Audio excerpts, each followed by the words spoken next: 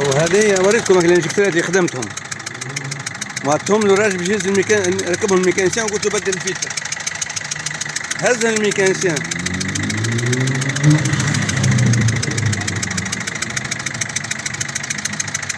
ركبهم له الميكانيسيان وتسمعوا فيه كيش يطشطش هاو يدخن هذيك خرج في صوت من الانجكتور.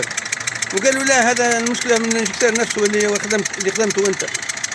توا هذه ميكانيسيانات بالله نتاع قبل الزمان هذه، توا يسمع فيهم الانجكتور كيش يتنفس ويطشطش.